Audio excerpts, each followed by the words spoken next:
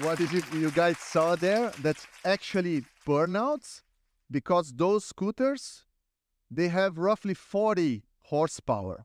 They reach 160 kilometers per hour. These are like state-of-the-art titanium carbon fiber hydraulic disc brake scooters that are extremely hard and extremely technical to ride. But before going into the racing and into this crazy project of ours, me, Khalil, which is sitting right there, and Alex Wurs, which is also a former Formula One driver, president of the GPDA, we founded 5 years ago a federation of micromobility and sport, with the vision and the mission of not only doing the racing, but using the racing as laboratory like F1 did, like Formula E is doing. Using the racing as a laboratory and as a way to incentivize and to create awareness about micromobility, to create something exciting, and then take that top-end technology and transfer to the roads to create safety, to increase the range and the scope of mobility worldwide. So we created a federation, and today we are the largest and biggest, and with the most amount of data and with the most amount of knowledge about how to deal not only the racing side, but also on how to apply that knowledge that was conquered in racing into society. This, everybody here knows, micromobility has a very low carbon footprint. It's very good for the environment. It's very good for transportation. It's very energy efficient. You can talk about e-bikes, public transportation, but it's just to show that the carbon footprint per kilometer ridden or ride is super low. We work with FIA, the Racing Federation. We work also with UN. I am a UN ambassador for clean air, specifically for this reason, because of Formula E, but we work very close to UN also to combine all the knowledge from UN to the mission that the federation has. We use, like I said, a lot of the engineering and the knowledge that we acquire in the racing into the programs that we do, partnering the cities that we race together. And of course, we use the reach, talking about millions of impressions on social media, hundreds of thousands of engagement to enforce the public policy, to create awareness, to show as an example for the young kids that they have to wear helmets and so on. So we use a lot of the noise and this relation to the racing to try to keep the younger generation also very aware of what we do. Together with the event, with the racing, we do a lot of education and training with the kids on site together with the event, but also we take a legacy program that we take the whole year where we do the racing, for example, the Dubai Cup, and we spend the whole year going to schools, teaching and now educating the police about the technique of how to ride scooters, what should be the safety equipment, where to ride, how to regulate, and so on. So we use the federation. That's why it's called Micromobility and Sport, because we use the sport to create awareness, and then we use this awareness to create value in society. Like I said, we are leading the micromobility as a sport. We are creating the ecosystem of racing and using that in many different ways to push the agenda of micromobility forward. Going to a specific event that we created, that was the Dubai 2023 Cup, which was in December last year, was our biggest event to date, our main event. It was the World Cup of its scooter happening at the downtown design district in Dubai. We had an amazing reach. We had thousands of people on site. Like I said, we had about 8 million single impressions only on social media and video of all the what we broadcasted of that race, specifically a single day event. And we had teams like Anthony Joshua, the boxer, had a team. Supercar Blondie, the Instagram about supercars, they had a team. Chris Fade. We had a few scooter manufacturers. So we had in total 6 teams with 3 riders each, 18 riders competing in heats of 6 riders at a time for between 7 and 8 minutes, many heats, leading to a semi-final and a final. Like I said, 7.8 million video views, 135,000 engagements, 11.5 million impressions. The track there in the design district, it was quite restricted to 310 meters with 7 corners. We had the media partners, Chris Fade Show, Time Out Dubai, the Dubai Mall Football, and many more. We are repeating the event this year, so anybody that is interested to come and join and watch and see, please come. At the moment, we are designing, developing, and manufacturing the most of the racing scooter that we will use, because there isn't a single player worldwide that are taking micromobility technology to that level. We wish there were. We wish there were many. Our dream as a federation, as an event organizer, is to see Segway technology racing against Xiaomi technology, racing against other, each one with a team, each one developing and progressing their technology, showcasing to the world, and then using that technology to create better product, a safer product worldwide. The media cover and social media impact was huge. We have people can follow us on Instagram, Twitter, and so on. We broadcasted that first event online on YouTube, and it was very, very impressive to see the acceptance in general of the general public about the event. It is incredible when you bring that dream of becoming a top motorsport rider or motorsport driver into something tangible for somebody. How they connect with this. Instead of costing millions of dollars to become a racing driver, this, with a scooter that costs a few $1,000s, you can practice, you can go to a go-kart track, fully geared up, practice, come to the Dubai Cup and be a world-class rider, getting paid to do that, to travel the world and be a professional rider. That's what we want to create, the ecosystem from the very bottom, with hundreds of races worldwide, to the very top, to the Grand Slams of e-scooter racing, that people can actually be professional e-scooter riders in the future.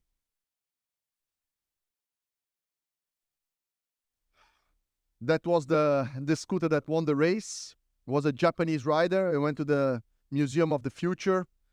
And we had we had an amazing time there. Dubai has been very supportive. Middle East in general, but Dubai has been very supportive. We already did events in Europe. We're going to do an event very soon in the US, hopefully Germany as well. We'll have the first event, and I hope we can expand the e-scooter racing community bigger and bigger. So if you want to be part of it, get in touch with us. It will be a pleasure. That's pretty much it. I will open now the floor for a few questions. So feel free to ask whatever you want.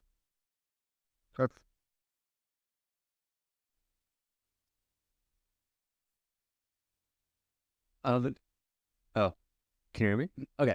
So it's really cool to see it already in scooters. Is there plans to expand it to other types of micromobility as well?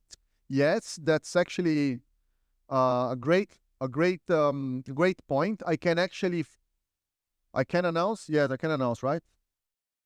I will announce. I don't care. So we just signed a deal to be the federation for a new type of sport, which is I found it fascinating. It's horse polo, but played on a mono wheel. It's called road polo. It's getting very, very popular because of the accessibility of it. Also, for example, horse polo is a very elitist, very expensive sport, and the kids now they're playing with this mono wheel. And there is mono wheel racing, and there is other type of off-road scooter racing. We are in contact with a lot of them. The first one to join, which we should announce in the future, not today, was the road polo. But yes, we want to be very agnostic about mobility, including the scooter. If somebody comes in the future, when we open up a little bit the technical specs of the scooter, if somebody comes with a better technology, with a wider tire or 2 tires, or we want to be very open for technology improvement. And we, again, don't want to be the leader of dictating which technology should be doing what. We should be the one organizing, making sure it's safe, making sure that the riders have a fair environment to compete, and the rest, the technology should come from the entrepreneurs, the companies that are in the ecosystem. Sir, Mr. Grassi, very interesting. I'm frightened. This is exciting, but frightening. It's not really. It's greener than F1. It's safer than MotoGP. what? Yes, but how will you keep these professional vehicles off the street? Our streets are already being impacted by racing cars, and the injury rates of scooters is already too high. And this is the 20-mile-an-hour scooter, not 140. As an advisor, how will you keep the genie in the bottle? Yes, that's actually a great question, and that's something I question myself all the time. And to answer this question, I tweeted the other day that why we have micromobility regulated at a top speed of 25 kilometers per hour, which is the European regulation, but you can buy a car that can reach 250 kph if there is no public roads apart from Germany that can reach those speeds, right? Cars should go out of the dealership new, limited to the public top speed. And of course, all Twitter was against me because I'm a racing driver. I should be against that. So me as a racing driver, I learned, and I'm a very lucky one, 0.0001%, that was able to follow my passion, and what I liked was to race cars, and I had a racetrack to do it. A lot of my peers, they race cars on the streets. I was able to funnel my adrenaline junkie side to the racetrack. We want to do the same with micromobility. We want to show the kids that if they want to race, if they want to go fast, they can and they should in a controlled environment with controlled gear. I know it's hard, but it's the same example with cars. It's almost the same example as you say that F1 incentivizes people to go fast.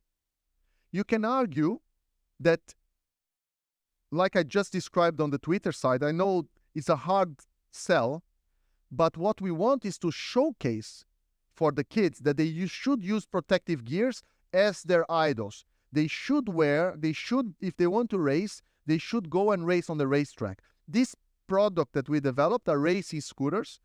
There are innumerous, you can go on the online now and buy scooters that goes over 60 kilometers per hour. It's enough to have a big accident. So it's not, what we are trying to do is to educate as much as possible through racing that you should only go fast in the racetrack. If kids, they want to buy the scooters and go crazy on the streets, they can go now. They don't need us. They can already buy the product online. So our job, even if it's a small one, is to try to educate and try to develop technologies to create safety. For example, one of the things that we are already creating with the racing scooter is a regenerative braking ABS capability. So the wheel doesn't lock when you brake or when you go through a slippery surface.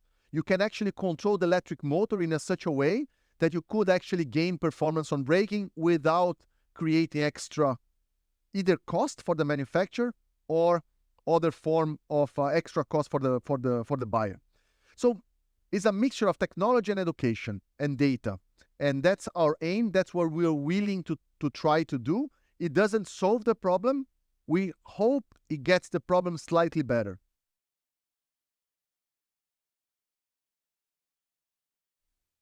One more there. Where in the U.S. will be your first race? We love to, I think let's put it this way. We have been discussing with many cities. As you can imagine, we need to partner the city. The city need to be willing to help us and to give us the permissions, the space, and everything else.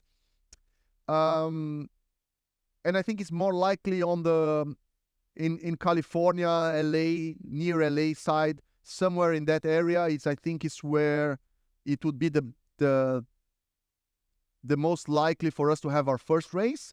But that does not mean that we cannot have a race in Miami or pretty much in any city that would like to be proactive and have us there. But US is a huge market. We would like to go there as quickly as we can. There is already a lot of small races happening here and there. We want to be able to, again, create a safe environment, to create the right framework for those races to happen. I think we have time for, one more, and then I have to call it the afternoon. What does the pipeline look like for someone who is a hobbyist who has like their own scooter at home, going from that to this tier of motorsport? Yeah, so we are building this up. For now is our 4th year doing this. We are going slowly and creating the right framework. But my vision, my dream is we have a lot of local leagues. So let's say, where are you from? Chicago. Yeah, imagine, so in Chicago, you can own the League of Chicago. You go there, you get a rental go-kart track, and you can say, look, let's see which is the best Chicago rider of e-scooters. You have your e-scooters there. People go, they pay $100, $300 to go and race for you during one weekend. Simple, very low level type of, like a rental go-kart type of racing. And then the best guy there gets invited by us, by the federation, to go to the LA race, which will be the national championship of US, under the US Federation. Then you get the best 3 guys from Chicago, the 2 best guys from New York, the 3 best guys from LA. They go to LA and they compete on the national US championship.